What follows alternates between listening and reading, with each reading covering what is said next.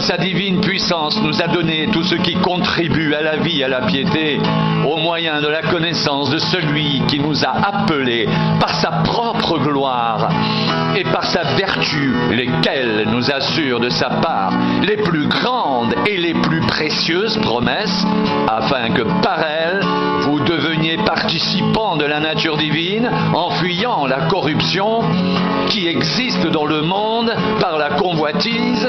À cause de cela même, faites tous vos efforts pour joindre à votre foi la vertu, à la vertu la science, à la science la tempérance, à la tempérance la patience, à la patience la piété, à la piété l'amour fraternel, à l'amour fraternel la charité.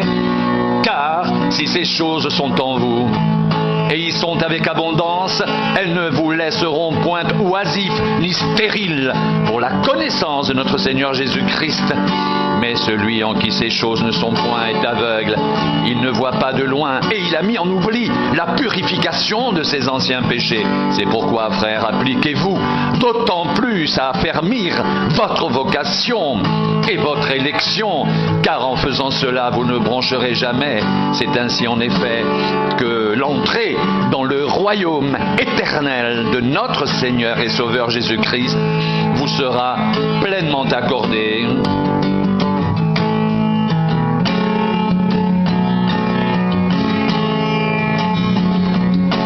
Voilà pourquoi je prendrai soin de vous rappeler ces choses, bien que vous les sachiez et que vous soyez affermis dans la vérité présente.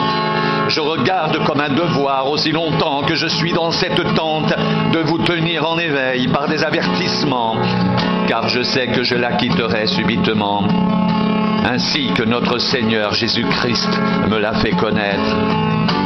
Mais j'aurai soin qu'après mon départ, vous puissiez toujours vous souvenir de ces choses.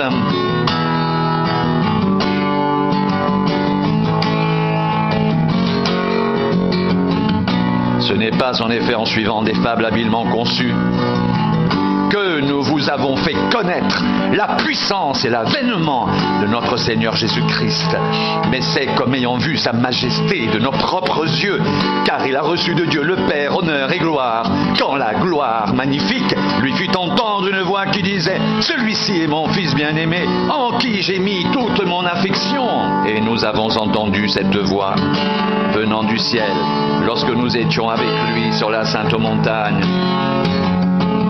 Et nous tenons pour d'autant plus certaine la parole prophétique, à laquelle vous faites bien de prêter attention, comme à une lampe qui brille dans un lieu obscur, jusqu'à ce que le jour vienne apparaître, et que l'étoile du matin se lève dans vos cœurs, sachant tout d'abord vous-même qu'aucune prophétie de l'Écriture ne peut être un objet d'interprétation particulière. Car ce n'est pas par une volonté d'homme qu'une prophétie a jamais été apportée, mais c'est poussé par le Saint-Esprit que des hommes ont parlé de la part de Dieu.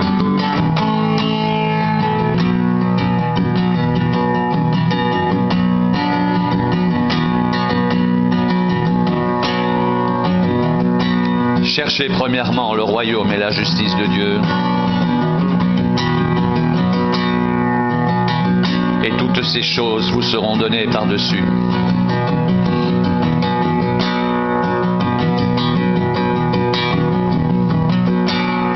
Appliquez-vous d'autant plus à affermir votre vocation et votre élection, car en faisant cela, vous ne broncherez jamais. C'est ainsi en effet que l'entrée dans le royaume éternel de notre Seigneur et Sauveur Jésus-Christ vous sera pleinement accordée.